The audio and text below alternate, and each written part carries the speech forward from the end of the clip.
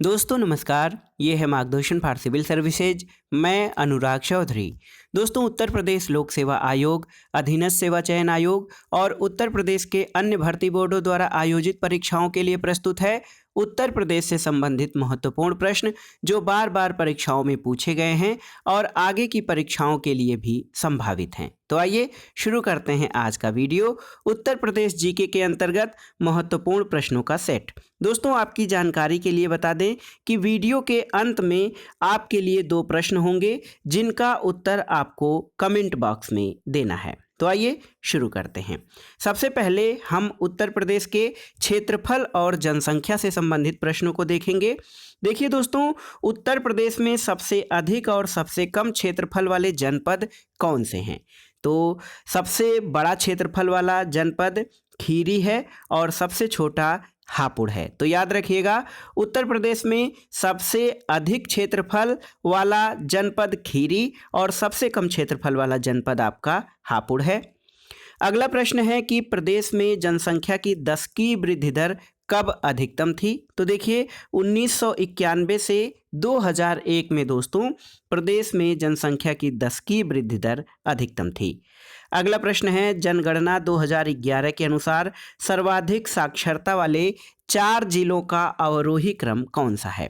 तो देखिए 2011 की जनगणना लेटेस्ट जनगणना है और उसके अनुसार सर्वाधिक साक्षरता वाले 4 जिलों का अवरोही क्रम इस प्रकार है। सर्वाधिक साक्षरता गौतम बुद्ध नगर, उसके बाद कानपुर नगर, फिर औरैया और इटावा। तो याद रखिएगा, गौतम बुद्ध नगर, कानपुर नगर, औरैया और इटावा ये जनगणना 2011 के अनुसार सर्वाधिक साक्षरता वाले 4 जिलों का अवरोही क्रम है। अगला प्रश्न है, 2001 से 2011 की अवधि में प्रदेश की जनसंख्या में वृद्धि दर कितनी रही है? तो याद रखिएगा 20.2% रही है 2001 से 2011 की प्रदेश की जनसंख्या वृद्धि दर। अगला प्रश्न है दोस्तों, जनगणना 2011 के अनुसार प्रदेश का सबसे कम जनसंख्या वाला जिला कौन सा है? तो ये महोबा है।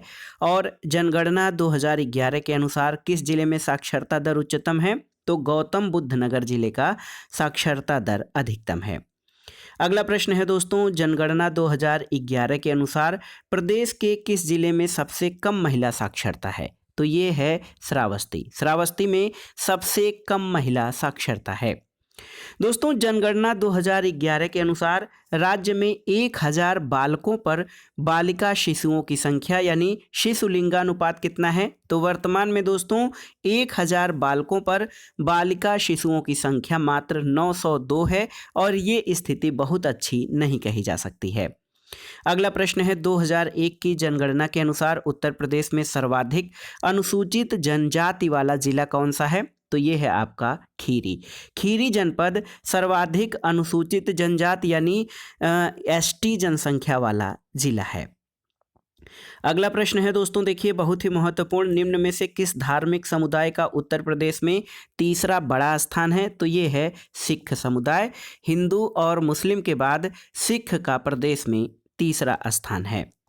आइए अब इतिहास, कला और संस्कृति से संबंधित प्रश्नों को देखते हैं। देखिए बौद्ध धर्म के प्रवर्तक महात्मा बुद्ध का जन्म कहाँ हुआ था? तो ये लुम्बिनी में हुआ था। उत्तर प्रदेश में दोस्तों जैन और बौद्ध दोनों का प्रसिद्ध तीर्थ कौन सा है? तो ये है कौशाम्बी। बार बार परीक्षाओं में ये प्रश्न पूछा गया है। उत्तर प्रदेश में जैन और बौद्ध दोनों का प्रसिद्ध तीर्थ कौशाम्बी है। नगर महोदय किसका पुराना नाम है? तो ये कन्नौज का, और कन्नौज को इत्र नगरी भी कहा जाता है दोस्तों। एक देखिए उदयन वासवदत्ता की कथा कहाँ से संबंधित है? तो ये कौशाम्बी से संबंधित है। और एक प्रश्न है कि हर्षवर्धन ने 2 महान धार्मिक सम्मेलन कहाँ किए थे? तो कन्नौज और प्रयाग में हर्षवर्धन ने 2 महान धार्मिक सम्मेलन किए थे। अगला प्रश्न है दोस्तों, नैमिषारण्य तीर्थ किस जनपद में स्थित है? तो उत्तर है दोस्तों सीतापुर में। और वह प्राचीन स्थल जहां 60,000 मुनियों की सभा में संपूर्ण महाभारत का वाचन किया गया था, वो कौन सा स्थल है? वो है नैमिषारण्य। और यहाँ पर 60,000 मुनियों की सभा में संपूर्ण महाभारत का वाचन किया गया था। अगला प्रश्न है दोस्तों, जौनपुर शहर की स्थापना किसने की थी? तो फिरोज तुगलक ने जौनपुर शहर की स्थापना मोहम्मद जौना खां की स्मृति में की थी। जौनपुर शहर की स्थापना किसकी स्मृति में की गई थी? तो मोहम्मद तुगलक या जौना खां इसका नाम था, और इसी के स्मृति में फिरोज तुगलक ने जौनपुर शहर की स्थापना की थी। और एक समय में दोस्तों जौनपुर को सिराज ए हिंद भी कहा जाता था। अगला प्रश्न देखिए, इसी से संबंधित है, किस नगर को भारत का शिराज कहा जाता है? तो जौनपुर को। और देखिए एक महत्वपूर्ण शहर है आगरा। आगरा शहर की स्थापना किसने की थी? सिकंदर लोदी ने। अमीर खुसरो का जन्म कहाँ हुआ था? दोस्तों पटियाली जिला कासगंज। पटियाली एक स्थल है कासगंज जनपद में। यहीं पर भारत के महत्वपूर्ण कवि और विचारक तथा साहित्यकार अमीर खुसरो का जन्म हुआ था। दोस्तों अमीर खुसरो को तोता ए हिंद या तूतिया हिंद भी कहा जाता है, और इन्होंने सितार का आविष्कार किया था। अगला प्रश्न है दोस्तों, अवध राज्य का ब्रिटिश राज्य में विलय कब हुआ था? तो 1856 में हुआ था। चौरी चौरा किस जनपद में स्थित है? ये गोरखपुर जनपद में स्थित है। भारत छोड़ो आंदोलन के दौरान उत्तर प्रदेश के किस जिले में समानांतर सरकार की स्थापना हुई थी? तो ये बलिया में दोस्तों भारत छोड़ो आंदोलन के दौरान जो है समानांतर सरकार की स्थापना हुई थी। अगला प्रश्न है, 1937 के चुनाव के बाद यूपी में गठित मंत्रिमंडल में किसको वित्त विभाग सौंपा गया था? तो ये थे रफ़ी अहमद किदवई। अगला प्रश्न है दोस्तों, प्रतिवर्ष सूफी संत हाजी वारिस अली शाह की मजार पर मेला कहाँ लगता है? तो देवा शरीफ बाराबंकी में। और लॉर्ड कॉर्नवालिस की कब्र कहाँ स्थित है? गाजीपुर उत्तर प्रदेश में है लॉर्ड कॉर्नवालिस की समाधि। दोस्तों एक प्रश्न देखिए, बेगम समरू ने एक अति प्रसिद्ध चर्च का निर्माण कहाँ कराया था? तो सरधना में, जो कि मेरठ में स्थित है। संत कवि मलूक दास थे कहाँ के रहने वाले? तो मलूक दास कड़ा कौसाम्बी के रहने वाले थे। अगला प्रश्न है दोस्तों, हिंदू मुस्लिम एकता के प्रतीक सुलह कुल उत्सव का आयोजन कहाँ किया जाता है? तो सुलह कुल उत्सव का आयोजन ये आगरा में किया जाता है, और ये हिंदू मुस्लिम एकता का प्रतीक त्यौहार है। महर्षि वाल्मीकि का आश्रम कहाँ स्थापित है? तो कानपुर के निकट गंगा नदी के तट पर बिठूर में महर्षि वाल्मीकि का आश्रम है। दोस्तों एक प्रश्न बहुत ही महत्वपूर्ण है, किसे हिंदी खड़ी बोली का जनक माना जाता है? तो ये हैं अमीर खुसरो। अमीर खुसरो को हिंदी खड़ी बोली का जनक माना जाता है। देखिए एक प्रसिद्ध ठुमरी गायिका हैं गिरिजा देवी, इनका संबंध किससे है? तो गिरिजा देवी प्रसिद्ध ठुमरी गायिका बनारस घराने से संबंधित है। एक प्रश्न है, सितार किसका मिश्रण है? यानी सितार जो वाद्य यंत्र है किन वाद्य यंत्रों का मिश्रण है? तो ये वीणा और तंबूरे का मिश्रण है। दोस्तों प्रसिद्ध संगीतकार तानसेन का मकबरा कहाँ पर स्थित है? ये ग्वालियर में है। सैयद सलार मेला कहाँ पर लगता है? तो सैयद सलार मसूद गाजी की समाधि बहराइच में ये मेला लगता है। और हरिदास जयंती प्रतिवर्ष कहाँ मनाई जाती है? वृंदावन में। और लठमार होली मनाई जाती है बरसाना में। दोस्तों प्रसिद्ध शास्त्रीय गायक भीमसेन जोशी किस घराने से संबंधित हैं? तो ये किराना घराने से संबंधित हैं भीमसेन जोशी। अगला है दोस्तों, चित्रकला की मुगल शैली का आरंभ किसने किया? तो हुमायूं ने। और उत्तर प्रदेश का प्रमुख लोकगीत कौन सा है? तो बिरहा उत्तर प्रदेश का प्रमुख लोकगीत है। कार्तिक एक लोक नृत्य है, तो कार्तिक बुंदेलखंड का। धुरिया लोक नृत्य दोस्तों याद रखिएगा बुंदेलखंड का है।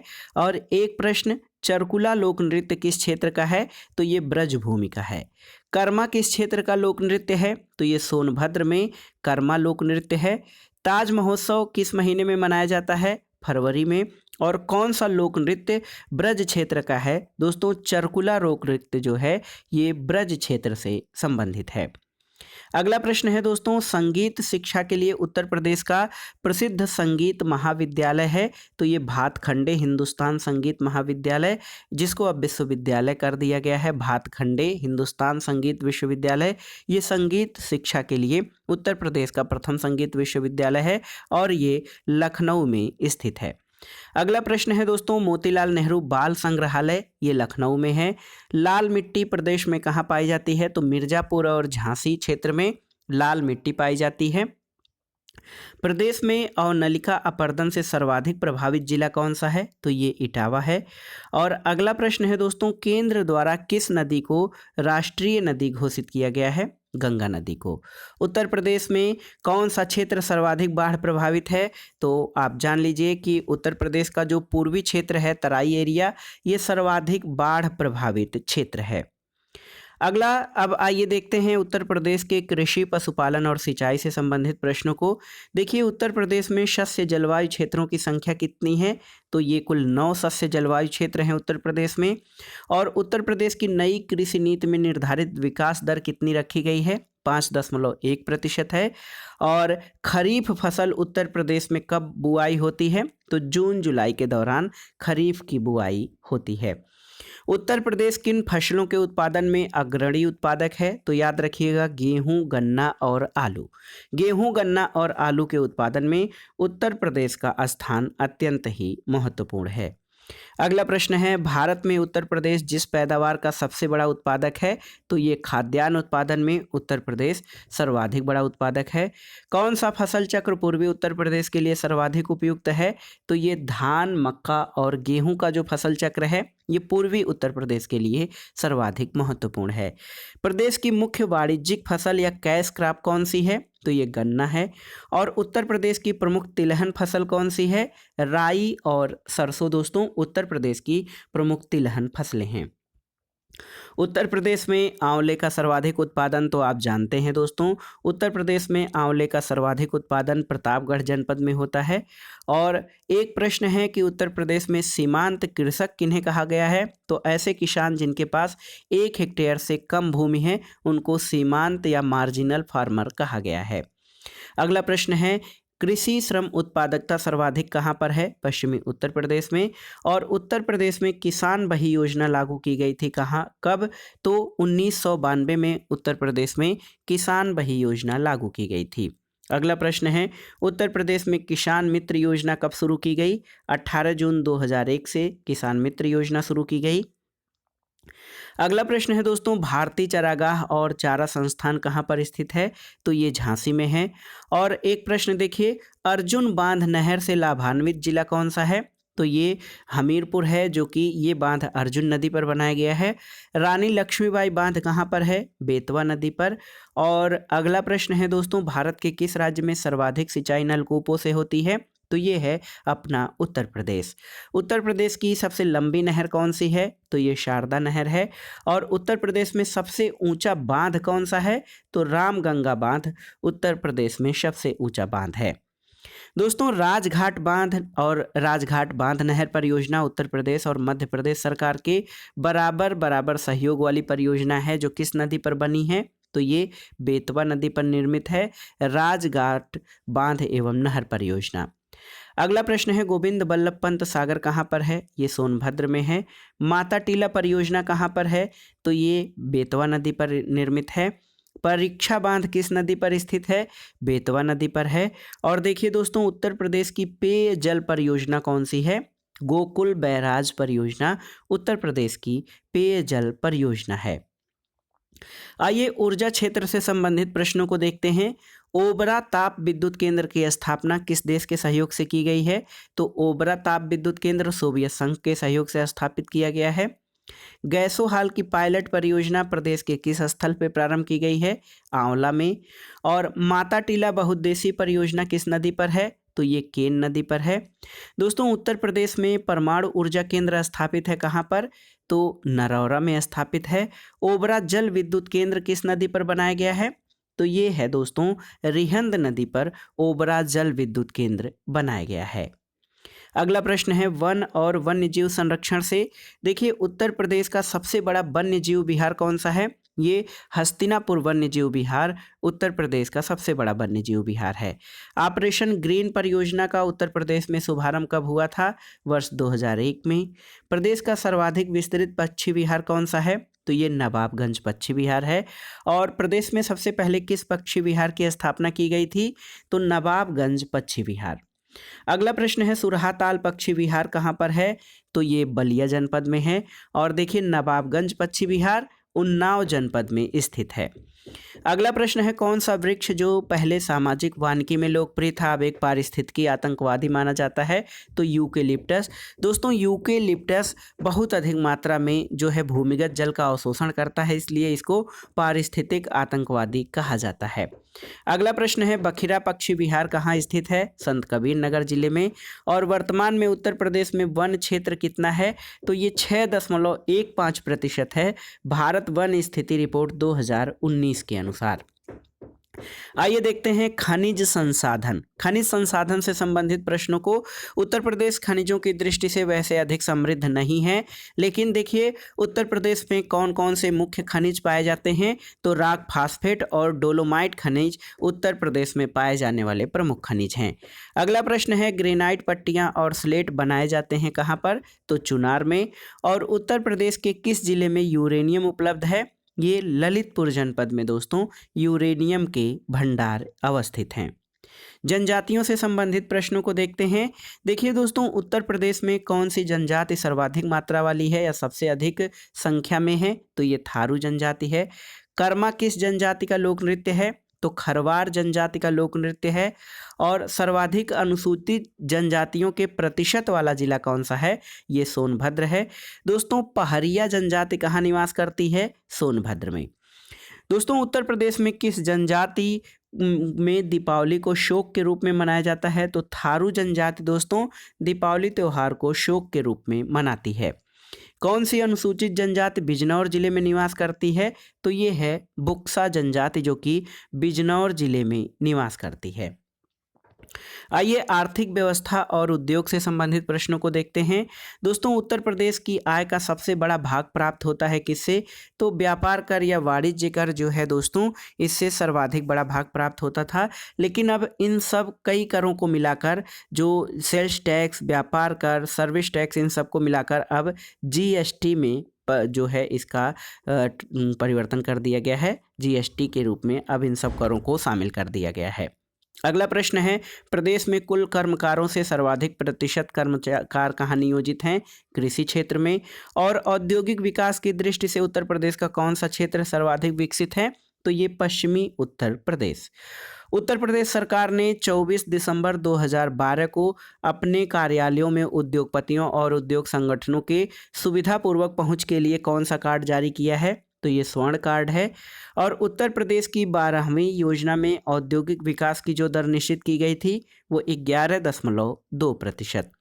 उत्तर प्रदेश में दोस्तों दिया सलाई उद्योग का प्रमुख केंद्र कौन सा है? तो बरेली है। और प्रदेश में एक नॉलेज पार्क की स्थापना कहाँ की गई है? ग्रेटर नोएडा में। उत्तर प्रदेश में रेल कोच फैक्ट्री, जो कि देश की तीसरी रेल कोच फैक्ट्री है, कहाँ स्थापित की गई है? रायबरेली में। और उत्तर प्रदेश में लघु और मध्यम उपक्रमों को दीर्घकालिक ऋण प्रदान करने वाली संस्था कौन सी है? तो याद रखिएगा, उत्तर प्रदेश वित्तीय निगम उत्तर प्रदेश में लघु और मध्यम उपक्रमों को दीर्घकालिक ऋण उपलब्ध कराने वाली संस्था है। अगला प्रश्न है दोस्तों, उत्तर प्रदेश में ने उच्चतम औद्योगिक विकास दर प्राप्त की थी? तो ये 6वीं पंचवर्षीय योजना में। अगला प्रश्न है दोस्तों, रोजगार की दृष्टि से उत्तर प्रदेश का सबसे बड़ा उद्योग कौन सा है? तो ये हैंडलूम इंडस्ट्री या हथकरघा उद्योग जो है, ये रोजगार की दृष्टि से उत्तर प्रदेश का सबसे बड़ा उद्योग है।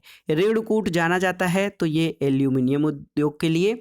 और रेणुकूट में हिंडाल्को है, हिंदुस्तान एल्यूमिनियम कंपनी। इसकी स्थिति का मुख्य कारण क्या है? तो यहाँ पर दोस्तों बॉक्साइट कच्चा माल उपलब्ध होता है। उत्तर प्रदेश में प्रथम निर्यात संवर्धन औद्योगिक पार्क स्थापित किया गया था, कहाँ पर? आगरा में। और कौन सा उत्तर प्रदेश का परंपरागत उद्योग है? तो चीनी उद्योग उत्तर प्रदेश का परंपरागत उद्योग है। अगला प्रश्न है दोस्तों, चुनार किसके लिए प्रसिद्ध है? सीमेंट उद्योग के लिए।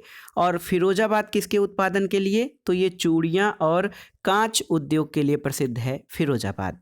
निम्न में से किस के लिए फर्रुखाबाद जाना जाता है? तो ये छपाई फर्मा उद्योग के लिए। और उत्तर प्रदेश में विशिष्ट आर्थिक जोन यानी स्पेशल इकोनॉमिक जोन स्थापित किए जा रहे हैं, कहाँ पे? मुरादाबाद, कानपुर, नोएडा और ग्रेटर नोएडा में। उत्तर प्रदेश में गैसोहाल की पायलट परियोजना कहाँ शुरू की गई है? तो ये आंवला में। और उत्तर प्रदेश में स्कूल ऑफ पेपर टेक्नोलॉजी, तो सही उत्तर आपका हो जाएगा सहारनपुर में उत्तर प्रदेश का स्कूल ऑफ पेपर टेक्नोलॉजी स्थित है। अगला प्रश्न है दोस्तों परिवहन व्यवस्था से। देखिए इलाहाबाद, आगरा, अलीगढ़ और मुगल सराय में से जीटी रोड कहाँ से नहीं गुजरती? तो ग्रैंड ट्रंक रोड अब अलीगढ़ से नहीं गुजरती है, इलाहाबाद, आगरा और मुगल सराय से गुजरती है। उत्तर प्रदेश से शुरू होने वाला देश का सबसे लंबा राष्ट्रीय राजमार्ग कौन सा है? तो ये NH7 है। और यमुना एक्सप्रेसवे किसके बीच है? दोस्तों आगरा और ग्रेटर नोएडा के बीच यमुना एक्सप्रेसवे है। और देखिए राष्ट्रीय राजमार्ग विकास परियोजना के उत्तर दक्षिण और पूर्व पश्चिम गलियारे कहाँ पर मिलते हैं? तो ये झांसी में पूर्व पश्चिम उत्तर दक्षिण कॉरिडोर एक दूसरे को काटते हैं। दोस्तों अगला प्रश्न है किस नदी को राष्ट्रीय जलमार्ग संख्या 1 के रूप में प्रयुक्त किया गया है? तो ये गंगा नदी को। और गंगा नदी के किस भाग को राष्ट्रीय जलमार्ग घोषित किया गया है? इलाहाबाद से हल्दिया तक के गंगा नदी के भाग को राष्ट्रीय जलमार्ग यानी नेशनल वाटरवे घोषित किया गया है। अगला प्रश्न है देश का सबसे लंबा आंतरिक जलमार्ग कौन सा है? तो ये है इलाहाबाद से हल्दिया गंगा नदी का जलमार्ग। अगला प्रश्न है ताज अंतर्राष्ट्रीय हवाई अड्डे का निर्माण कहाँ किया जा रहा है? तो ये फिरोजाबाद में। और अगला प्रश्न है दोस्तों शिक्षा, साहित्य, पत्रकारिता और संस्थान से। देखिए उत्तर प्रदेश में भारतीय सूचना प्रौद्योगिकी संस्थान कहाँ पर है? ये प्रयागराज में है। केंद्रीय उपोष्ण उद्यान संस्थान लखनऊ में स्थित है। उत्तर प्रदेश में प्रथम जैव प्रौद्योगिकी पार्क कहाँ स्थापित किया गया है? लखनऊ में। और भारतीय दलहन शोध संस्थान कहाँ पर है? तो ये कानपुर में स्थित है। उत्तर प्रदेश में इंदिरा गांधी नक्षत्रशाला कहाँ पर है? लखनऊ में है। और उत्तर प्रदेश में वर्तमान में केंद्रीय विश्वविद्यालयों की संख्या कितनी है? तो ये 4 हैं। बनारस हिंदू विश्वविद्यालय का शिलान्यास किया गया था लॉर्ड हार्डिंग के द्वारा, जो तत्कालीन वायसराय था। दोस्तों कौन उत्तर प्रदेश का पहला केंद्रीय विश्वविद्यालय है? तो ये बनारस हिंदू विश्वविद्यालय BHU प्रदेश का पहला केंद्रीय विश्वविद्यालय है। अगला प्रश्न है उत्तर प्रदेश में प्राथमिक शिक्षा के लिए स्कूल चलो अभियान कब प्रारंभ किया गया? 2001 में। और उत्तर प्रदेश का प्रथम मुक्त विश्वविद्यालय कहाँ पर स्थित है? ये इलाहाबाद में उत्तर प्रदेश का पहला ओपन यूनिवर्सिटी राजेश टंडन मुक्त विश्वविद्यालय है। प्रथम विकलांग विश्वविद्यालय कहाँ स्थापित किया गया है? तो ये चित्रकूट में जगत गुरु राम भद्राचार्य विकलांग विश्वविद्यालय है, जो कि प्रथम विकलांग विश्वविद्यालय है। अगला प्रश्न है दोस्तों कन्हैया लाल माणिकलाल केंद्रीय हिंदी संस्थान कहाँ पर है? तो ये आगरा में स्थित है। अगले प्रश्न पर आते हैं उत्तर प्रदेश में उर्दू प्रशिक्षण और अनुसंधान केंद्र स्थित है लखनऊ में। उर्दू को उत्तर प्रदेश की द्वितीय भाषा के रूप में कब स्वीकार किया गया? 1989 में। सरदार वल्लभ भाई पटेल कृषि विश्वविद्यालय कहाँ अवस्थित है? तो ये मेरठ में है। और देखिए भारतीय भाषाओं की रक्षा और विकास के लिए हिंदुस्तानी एकेडमी की स्थापना कहाँ पर की गई है? तो हिंदुस्तानी एकेडमी प्रयागराज में स्थित है। कल्प योजना का संबंध किससे है? प्राथमिक शिक्षा से। और उत्तर प्रदेश में मिड डे मील यानी मध्याह्न भोजन कार्यक्रम कब शुरू किया गया? 1995 में। दोस्तों अति लोकप्रिय धार्मिक पत्रिका कल्याण कहाँ से प्रकाशित होती है? तो ये गोरखपुर से। और पूर्ण रूपेण हिंदी भाषा का पहला समाचार पत्र उदंत मार्तंड 1826 में कलकत्ता में कानपुर के संपादकत्व में प्रकाशित हुआ था। और इसके संपादक कौन थे? तो दोस्तों उदंत मार्तंड के संपादक पंडित जुगल किशोर मिश्र थे। उत्तर प्रदेश में विश्व भारती पुरस्कार प्रदान किया जाता है संस्कृत संस्थान द्वारा। देखिए रामचंद्रिका और रसप्रिया के रचनाकार कौन हैं? तो आचार्य केशव दास की कृतियां हैं रामचंद्रिका और रसप्रिया। उत्तर मध्य सांस्कृतिक केंद्र कहाँ पर है? तो ये प्रयागराज में स्थित है। आइए उत्तर प्रदेश की प्रशासनिक और राजनीतिक संरचना देख लेते हैं। किस राज्य का लोकसभा और राज्यसभा में सर्वाधिक प्रतिनिधित्व है? तो दोस्तों ये है हमारा उत्तर प्रदेश। और आपको बताना है कि लोकसभा और राज्यसभा में क्रमशः कितना प्रतिनिधित्व उत्तर प्रदेश का है। अगला प्रश्न है दोस्तों उत्तराखंड के गठन के बाद उत्तर प्रदेश में कितने विधानसभा क्षेत्र शेष हैं? तो ये 403 विधानसभा हैं। और राज्य की पंचायती राज संस्थाओं में महिलाओं के लिए आरक्षण कितना है? तो ये कुल स्थान का 1/3 भाग पंचायती राज संस्थाओं में महिलाओं के लिए आरक्षित है। एक प्रश्न है दोस्तों, राज्य के 16वें विधानसभा चुनाव जो 2012 में हुए थे उसमें कितनी महिलाएं निर्वाचित हुई थीं? तो 35 महिलाएं। और देखिए दोस्तों 2017 के जो विधानसभा चुनाव हुए थे 17वें विधानसभा के लिए, उसमें सर्वाधिक 41 महिलाएं विधानसभा के लिए निर्वाचित हुई थीं। अगला प्रश्न है, देखिए अलीगढ़, मुरादाबाद, सहारनपुर और फैजाबाद में से किसमें नगर निगम नहीं है? तो अब ये प्रश्न देखिए प्रासंगिक नहीं रह गया, क्योंकि अलीगढ़, मुरादाबाद, सहारनपुर और फैजाबाद इन चारों जगहों पर नगर निगम स्थित है। अगला प्रश्न है, उत्तर प्रदेश का राजकीय पक्षी कौन सा है? तो उत्तर प्रदेश का राजकीय पक्षी है हमारा सारस। और वर्तमान में उत्तर प्रदेश में मंडलों और जनपदों की संख्या कितनी है? दोस्तों उत्तर प्रदेश में वर्तमान में 18 मंडल और 75 जनपद हैं। उत्तर प्रदेश की विधान परिषद की संपूर्ण सदस्य संख्या कितनी है? तो कुल सदस्यों की संख्या 100 है विधान परिषद में। और देखिए उत्तर प्रदेश जमींदारी उन्मूलन और भूमि सुधार अधिनियम 1950 अंतर्निहित है किसमें? तो 9वीं अनुसूची में। तो दोस्तों ये था आज का वीडियो। इसमें आपने देखा उत्तर प्रदेश सामान्य ज्ञान के अंतर्गत महत्वपूर्ण परीक्षोपयोगी प्रश्न जो परीक्षाओं में बार बार पूछे गए हैं और आगे भी इनके पूछे जाने की संभावना है। अब आइए देखते हैं दोस्तों आज की वीडियो के दौरान जो आपने पढ़ा है उससे संबंधित या उससे इतर हम 2 प्रश्न पूछेंगे जिसका उत्तर आपको कमेंट बॉक्स में देना है। पहला प्रश्न है, उत्तर प्रदेश का स्थापना दिवस कब मनाया जाता है? आपको बताना है उत्तर प्रदेश का स्थापना दिवस कब मनाया जाता है। और दूसरा प्रश्न है दोस्तों, उत्तर प्रदेश में जो एक एक्सप्रेसवे बना है पूर्वांचल एक्सप्रेसवे, देखिए पूर्वांचल एक्सप्रेसवे कितने जिलों से होकर गुजरता है और इसकी लंबाई यानी लेंथ कितनी है? तो 2 प्रश्न आपके लिए हैं बहुत ही महत्वपूर्ण। उत्तर प्रदेश का स्थापना दिवस कब मनाया जाता है और पूर्वांचल एक्सप्रेसवे उत्तर प्रदेश के कितने जिलों से होकर गुजरता है और इसकी लंबाई कितनी है? तो दोस्तों ये था आज का वीडियो। और वीडियो आपको कैसा लगा हमें कमेंट बॉक्स में ज़रूर बताइएगा और आपके लिए जो 2 प्रश्न पूछे गए हैं उनका उत्तर भी कमेंट बॉक्स में ज़रूर बताइएगा। वीडियो देखने के लिए धन्यवाद दोस्तों। नमस्कार।